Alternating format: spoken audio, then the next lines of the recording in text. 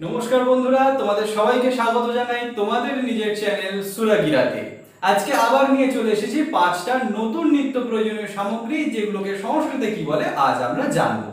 এর আগে আমরা যে সমস্ত ভিডিওগুলো শেয়ার করেছি, তোমরা যারা এখনো সেগুলো দেখোনি অবশ্যই এই ভিডিওর ডেসক্রিপশনটা চেক করো, সেখানে সব কটা লিংক তোমরা পেয়ে যাবে। তো চলো শুরু করা যাক আজকের ভিডিওটা। প্রথমে রয়েছে বোতল। বোতলকে সংস্কৃতে কি বলে? বোতলকে সংস্কৃতে বলা হয় কূপি। বোতলকে সংস্কৃতে বলা হয় কূপি।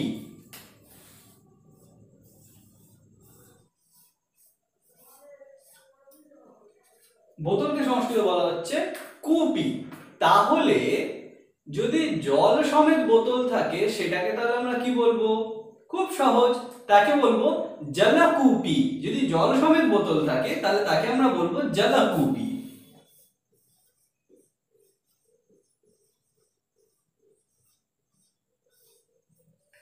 তাহলে বোতল হয়ে গেল কূপি, আর যদি জল সমেত বোতল হয় তাকে আমরা বলবো জলকূপি। এরপর রয়েছে গ্লাস। গ্লাসকে তাহলে কি বলা হবে? গ্লাস সংস্কৃতে চষকঃ।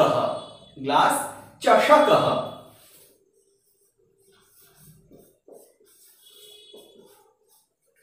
গ্লাসকে সংস্কৃতে বলা হয় চষকঃ। এরপর দেখছি থালা। থালাকে সংস্কৃতে কি বলা হয়? থালাকে বলা হয় স্থা-লিকা। থালা স্থা-লিকা।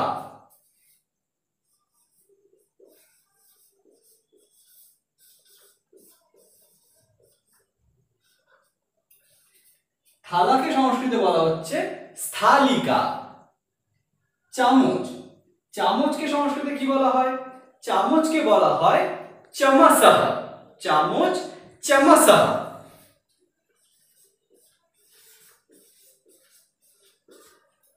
চামচকে সংস্কৃতে বলা হচ্ছে চমসঃ।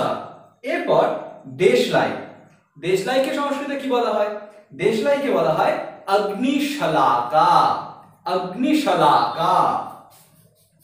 দেশলাই সংস্কৃত অগ্নিশলাকা। দেশলাই সংস্কৃত হচ্ছে অগ্নিশলাকা। তাহলে দেশলাই বাক্স সংস্কৃত কি হবে? দেশলাই বাক্স সংস্কৃত হচ্ছে অগ্নিপেটিকা। দেশলাই বাক্স অগ্নিপেটিকা।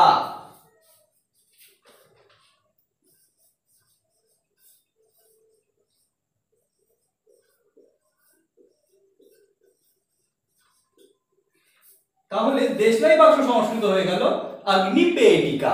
চলো এবার প্রথম থেকে সবগুলো দেখে নেওয়া যাক। বোতল। বোতল হলো কূপি, আর যদি জল সমেত বোতল হয় তাহলে জলকূপি। গ্লাস। গ্লাস হচ্ছে চষকঃ। থালা। থালা স্থা-লিকা। চামচ। চামচকে বলা হয় চমসঃ। চমসঃ। দেশলাই। দেশলাই সংস্কৃত হচ্ছে অগ্নিশলাকা। দেশলাই সংস্কৃত অগ্নিশলাকা। আর দেশলাই বাক্স? দেশলাই বাক্স হলো অগ্নিপেটিকা। দেশলাই বাক্স সংস্কৃত হচ্ছে অগ্নিপেটিকা। তাহলে বন্ধুরা, আজকে আমরা আরো 5টা নিত্য প্রয়োজনীয় সামগ্রী, যেগুলোকে সংস্কৃতে কি বলা হয়, আমরা সেটা জেনে নিলাম। তোমরা কিন্তু এখনো যারা চ্যানেলটিকে সাবস্ক্রাইব করোনি তারা কিন্তু অবশ্যই চ্যানেলটি সাবস্ক্রাইব করে নিও, আরো এইরকম সংস্কৃতের নতুন নতুন জিনিসপত্র জানার জন্য। ততক্ষণ সংস্কৃতে থেকো।